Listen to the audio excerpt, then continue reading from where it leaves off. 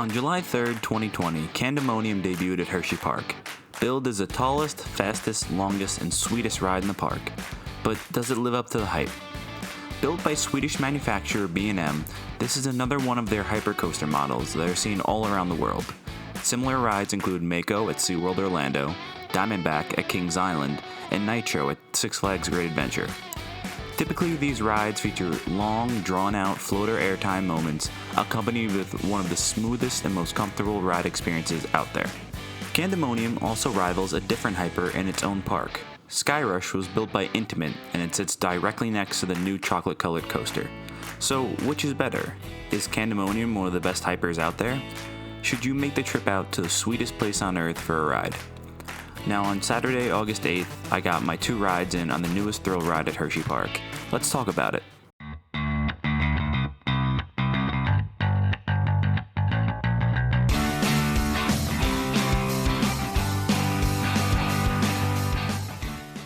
Now first things first, as you walk through the new HersheyPark gates surrounded by the sparkling new chocolate town, Candymonium really dominates the view.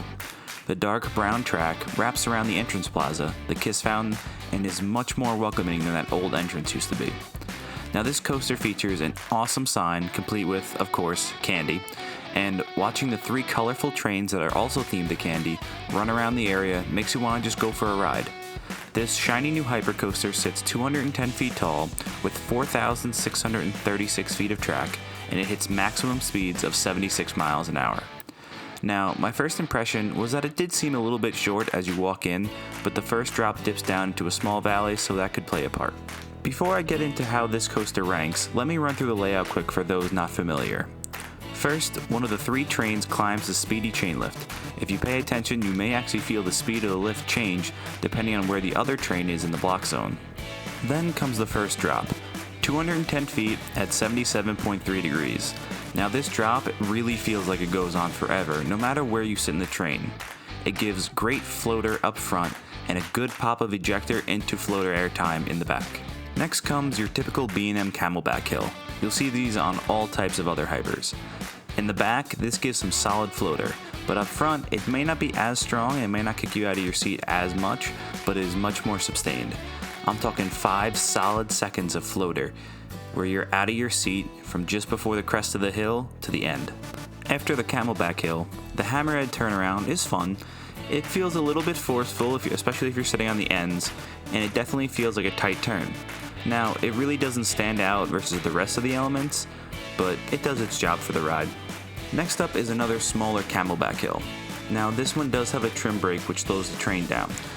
Now, the trim doesn't hit too hard, and it still allows some decent floater everywhere in the train, but this hill could have gotten a really strong pop if not for the brake.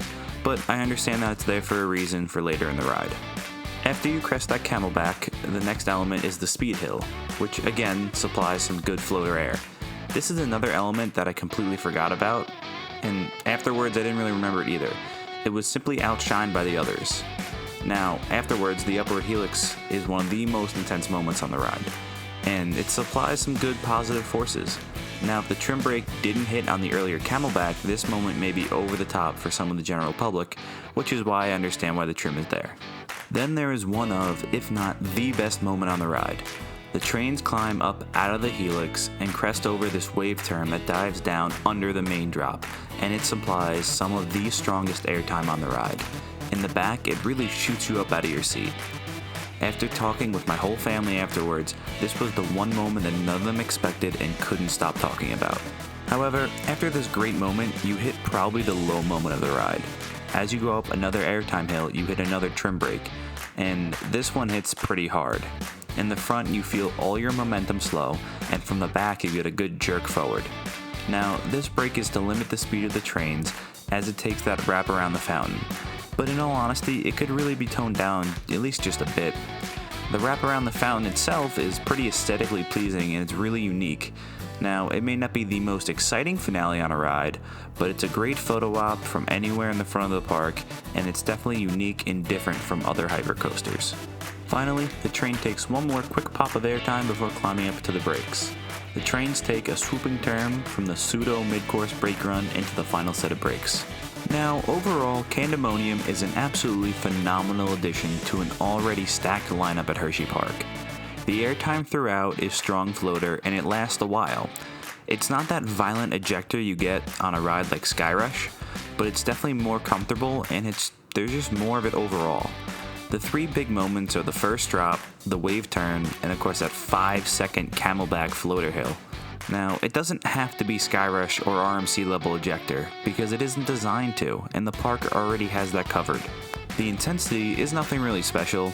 I mean, this ride is meant to be a marathonable crowd pleaser and a capacity machine in a park with quite a few small capacity rides.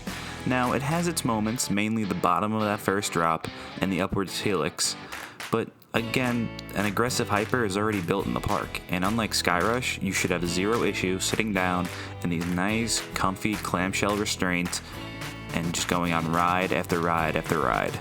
Now, the ride itself isn't groundbreaking in any way. If you're looking for a totally different hyper experience, you may be left wanting a little bit more. However, the wave turn that dives under the first drop, paired with the fountain finale, are certainly new to the model. Overall, this ride gives a good mix of the best of a B&M Formula Hyper with a nice twist. Now, a big part of the community really questioned whether or not Hershey needed another hypercoaster. They already had a debatably world-class hyper in Skyrush. But outside of this being a great fit as a smooth, relaxing ride, it really moves people through in a park that has very few high-capacity coasters. Now, as I said earlier, it is a capacity machine. It runs 3 trains consistently. Now, on my visit, the screen showing the load time really hit that 2-minute limit that was set, unless there was a problem with a guest who couldn't fit in their restraint.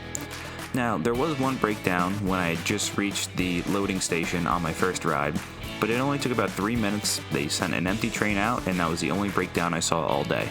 Now finally, where does this ride rank among the many great coasters in the park? Personally, I think it belongs right at the top beside Skyrush. Now, I've been going back and forth on which one I like best since I left the park, and honestly, it's so close. The experiences are near polar opposites. But I think as of now, Candymonium comes out just ahead of Skyrush and currently sits at number 7 on my overall list, while Skyrush is just under at number 9. Now, maybe after that new track paint fades and I get to ride this a few more times like I have Skyrush, they'll switch. But for now, give me that chocolate coaster. So that's going to wrap things up for this coaster review. What's your favorite coaster at HersheyPark, and what coaster should I review next?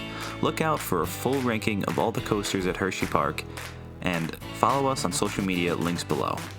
Now until next time, that's all from the shores of Island Coasters.